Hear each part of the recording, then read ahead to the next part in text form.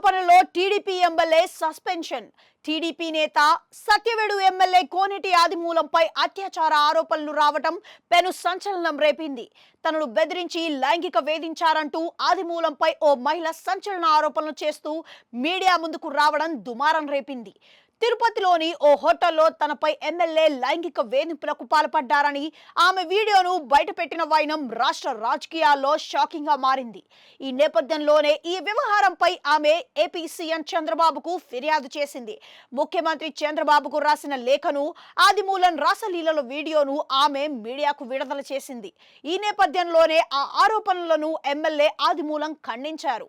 అయితే తాజాగా ఆ మహిళ ఫిర్యాదుపై స్పందించిన టీడీపీ అధినేత చంద్రబాబు సంచలన నిర్ణయం తీసుకున్నారు. ఎమ్మెల్యే కోనేటి ఆదిమూలంపై చంద్రబాబు సస్పెన్షన్ వేటు వేశారు.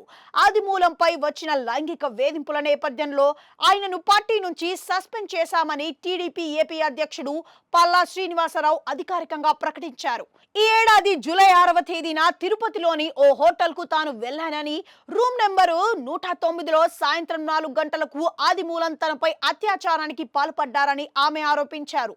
ఆ తర్వాత జూలై 17వ తేదీన అదే హోటల్లో రూమ్ నెంబర్ 105లో మధ్యాహ్నం 3 గంటల సమయంలో తనపై అత్యాచారానికి పాల్పడ్డారని ఆ మహిళ ఆరోపించారు.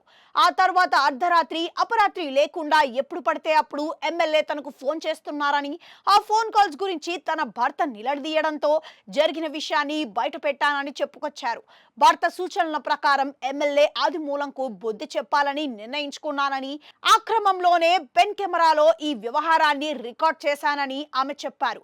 ఆగస్టు 10న హోటల్లో ఆదిమూలం రాసలీలల వీడియో రికార్డ్ చేసి తన భర్తకు ఇచ్చానని ఆమె వివరించారు. ఆదిమూలంపై చర్యలు తీసుకోవాలని ఆమె కోరారు.